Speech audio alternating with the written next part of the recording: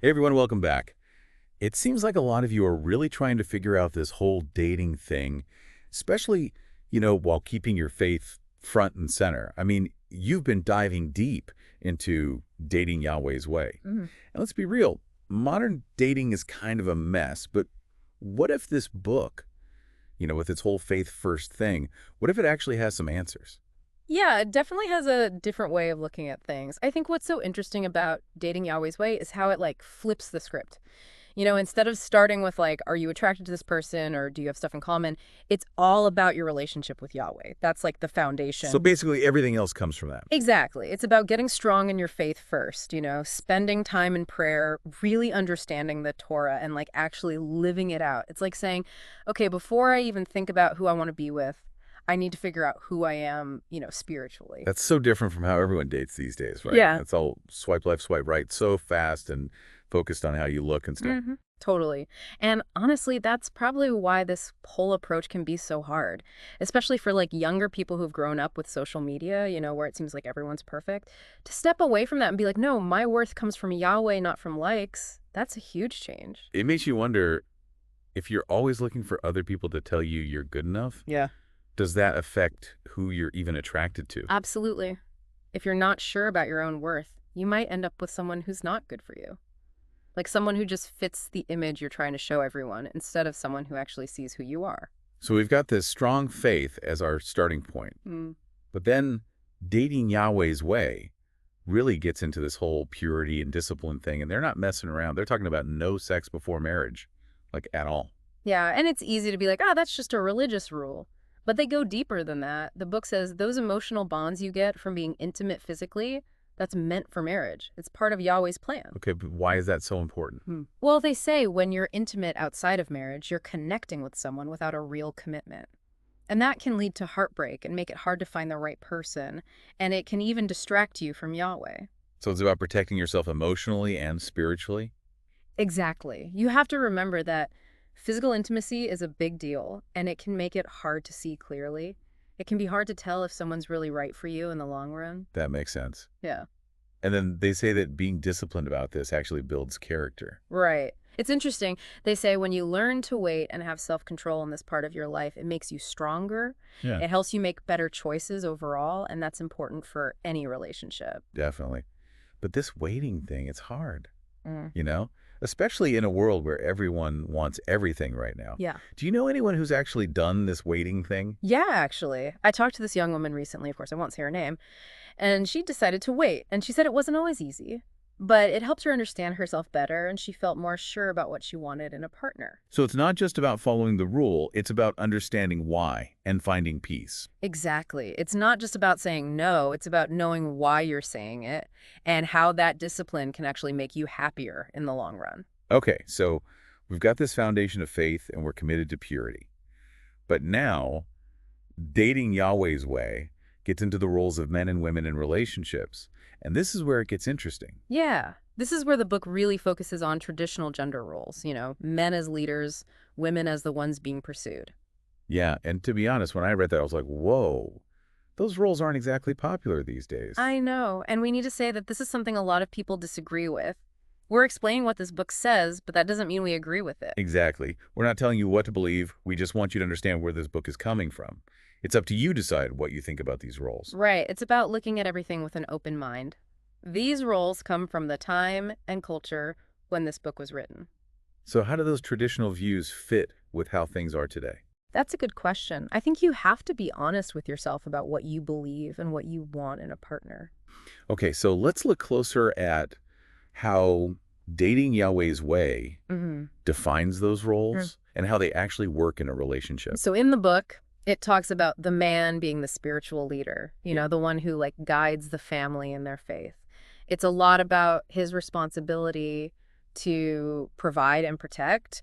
And the woman's role is more about nurturing and supporting her husband and, creating a loving home. Okay, I get that, but I think these days a lot of couples want more of a partnership, Yeah. like sharing responsibility for everything.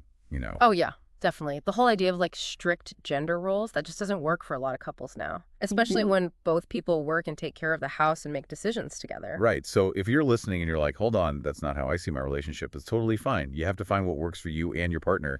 And remember, every couple's different.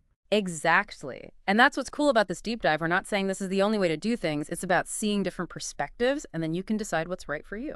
Okay. So we've talked about faith and purity and those traditional roles.